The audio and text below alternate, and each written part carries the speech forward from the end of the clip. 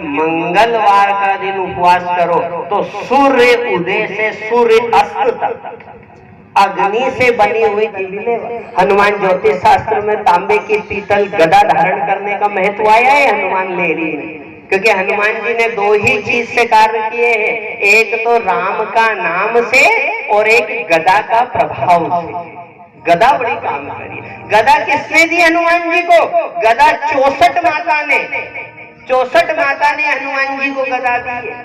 और कहा है कि हनुमान मेरी समस्त देवियां और शक्तियां तेरी इस गदा में निवास करें।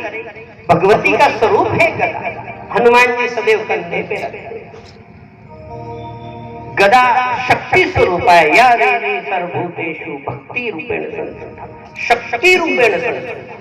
मैं निवेदन करूंगा, ये थोड़ा प्रसंग इसलिए कहा कि आपको लाभ मिल जाए, काम का है।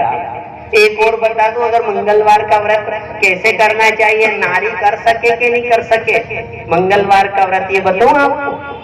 और मंगलवार का व्रत कैसे करना चाहिए, बस खाली एक पंक्ति और सुन, फिर कथा में आ रहे। मंगलवार का व्रत मैंने 1000 जगह पढ़ा है माता बहनों। मंगलवार का व्रत सभी कर सकते हैं, बूढ़ा बच्चा माता बहना सभी कर सकते हैं। कभी ये मत सोचना कि मंगलवार का व्रत मैं करूं कि नहीं करूं, हनुमान चालीसा का पाठ मैं करूं कि नहीं करूं। सब माता बहनें हनुमान चालीसा कर सकती। जो पढ़े या हनुमान चालीसा, तुलसीदास जी ने ये नहीं कहा कि पुरुष पढ़े हनुमान चालीसा, जो यह पढ़े हनुमान चालीसा होए सिद्धि साखी गोरी। ये कहा जो 7 बार पाठ कर कोई, जो 100 बार यदि एक ही बैठक में हनुमान जी का पाठ कर ले और 9वीं तिथि हो, और कहा गया जो 100 बार पाठ कर कोई, जो 100 बार हनुमान जी का पाठ एक ही आसन पे बैठ के कर लेता है, हनुमान जी गौरी शंकर भगवान साक्षात शंकर भगवान कहते हैं जो 100 बार पाठ कर कोई, छूटने ही बंदी महासुख होई, जो यहाँ पढ़े हनुमान चालीसा होए सिद्धि साखी गोरी। शंकर भगवान कह रहे हैं कि मैं गंगा की शपथ खा के कह रहा हूं रे कि 100 बार यदि हनुमान चालीसा का पाठ कर लिया और 9वीं तिथि में कर लिया तो महासुख हो जाएगा, कभी संकट आएगा।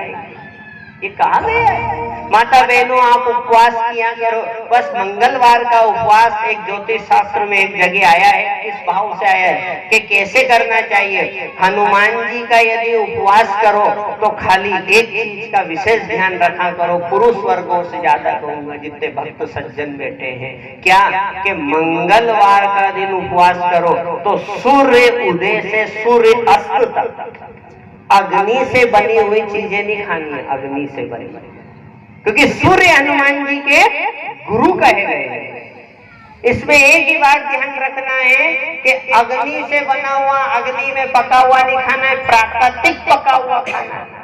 अग्नि से बना हुआ नहीं मतलब आप फरियाल नहीं जीन सको मंगलवार का व्रत, खिचड़ी नहीं खा सको, नरा नहीं करे। हनुमान जी का मंदिर चल जाएगा, घंटों बजा के धोख दिया गया, ना साष्टांग दंडवत करेगा, कहीं भी नहीं करे, धोख दिया हुए परिक्रमा करिया हुए। कोई जानकार होगा तो हनुमान चालीसा पढ़ लेता है और घर में आके 12-1 बजे रोटियां खा ले, खूब दबा 2 बजे, और वह शाम को फरियाल जीम लेगा। ऐसे हनुमान जी का व्रत नहीं होता। हनुमान जी का व्रत ऐसा होता है कि सूर्य उदय से सूर्य अस्त तक, मतलब सुबह 6:30 से लेकर शाम को 6:30 बजे तक अग्नि से बना हुआ नहीं ले सकते। यदि शरीर का सामर्थ्य ना है तो आप फल ले सकते हो, फल प्राकृतिक पका हुआ, अग्नि में नहीं पकता है, प्राकृतिक पका हुआ आप ले सकते हो। और वो प्राकृतिक पका हुआ लेकर जीवन चलाओ सुबह से शाम तक का। और वो चला के ना चाय भी पी सको, दूध भी लेना पड़े तो गर्म नहीं करना, कच्चा ले सको, ऐसा नियम ऐसा व्रत का। और शाम के समय हनुमान मंदिर जाओ, दीपक लगाओ, 5 दीपक तो लगाओ कम से कम सरसों का तेल का, और साष्टांग दंडवत करो। हनुमान जी को साष्टांग दंडवत बड़ा प्रिय है, पूरा लोड जाओ। और एक बार मत करा करो, 2 बार किया करो, एक तो राम जी के नाम का और एक सीता जी के नाम का, 2 बार प्रणाम किया और 2 बार साष्टांग दंडवत करके फिर घर आके फिर भले आप भोजन कर सकते। एक ही बैठक में भोजन करो। इस प्रकार का पालन करने वाला मंगलवार का ज्योतिष शास्त्र का 18वें अध्याय में आता है कि फिर उसके ऊपर 9 ग्रह की कृपा हो जाती है। 9 ग्रह